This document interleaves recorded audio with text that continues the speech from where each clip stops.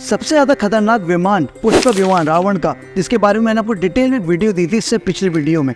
यदि आपने वीडियो नहीं देखी ना तो जा करके जरूर देखेगा। उस वीडियो में मैंने आपको विमान का जिक्र और किया था जो द्वापर युग यानी महाभारत काल में था, जिसने पूरी द्वारिका नगरी को ही ढक दिया था। एक इतना शक्तिशाली विमान जिसमें असाधारण वेपन्स थे, जिसके कारण भगवान कृष्ण भी उसे हरा नहीं पा रहे थे। आखिरकार ये विमान था कौन सा? ये विमान था राजा शाल्व का सौभ विमान। प्रणाम दोस्तों, मेरा नाम है आकाश खेमचंद और आज बात करेंगे सौभ विमान, एक ऐसा विमान जिसका जिक्र महाभारत में मिलता है और जिसके बारे में आपने भी शायद नहीं सुना होगा।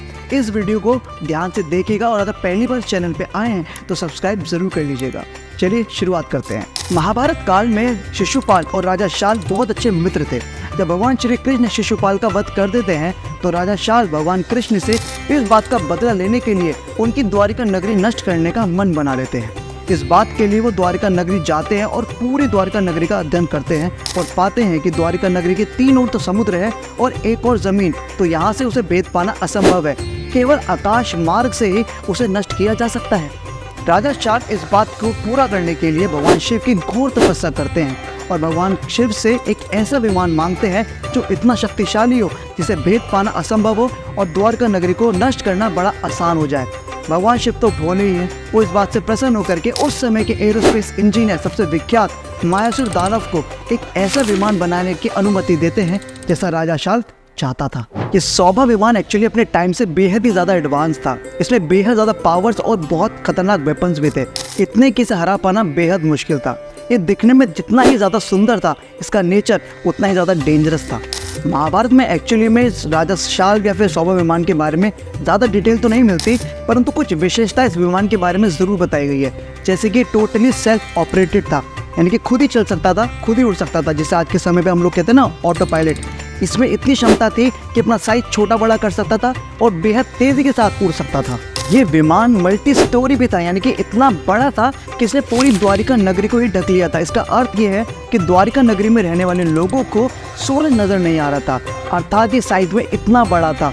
ये विमान न्यूक्लियर बॉम्ब्स यानी न्यूक्लियर ताकतों के साथ साथ इतना पावरफुल था कि पूरे शहर को पल भर में ही राख कर सकता था जला करके। राजा शाल्व ने इस विमान में ऐसी तकनीक भी मांगी थी कि विमान एक ग्रह से दूसरे ग्रह तक जा सके और इतना तेज उड़े कि पलक झपकते ही गायब हो जाए। अब एक खास खूबी मैं आपको इस विमान के बारे में बताने वाला हूँ जो महाभारत में भी उल्लेख है। ऐसा बताया गया है कि जब भगवान कृष्ण ने अपने सुदर्शन चक्र से इस विमान को नष्ट किया था तो राजा शाल्व ने गुब्बारे रूपी यंत्र से खुद को बचाया था। अब ये गुब्बारा रूपी यंत्र आखिरकार क्या है मुझे बताने की जरूरत नहीं है। पैराशूट।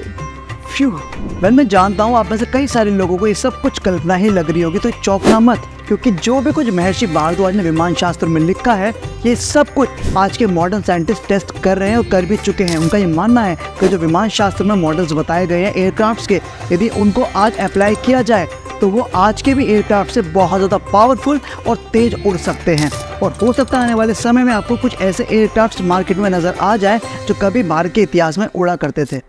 ये सब कुछ नॉलेज आपको कैसी लगी जो मैंने आपके सामने प्रेजेंट करी है? और यदि आप ऐसे और वीडियोस देखना चाहते हैं तो मेरे को कमेंट सेक्शन में ज़रूर बताइएगा। वीडियो पसंद आई तो अपने दोस्तों के साथ, रिश्तेदारों के साथ, सनातनियों के साथ शेयर ज़रूर करना ताकि उन्हें भी गर्व हो सके हमारे इतिहास पर। पसंद आया तो लाइक ज़रूर कर देना दोस्त, और जल्दी मिलेंगे अगली वीडियो में एक नए टॉपिक के साथ। तब तक के लिए आकाश खेमचंद आपसे प्रणाम कहता है।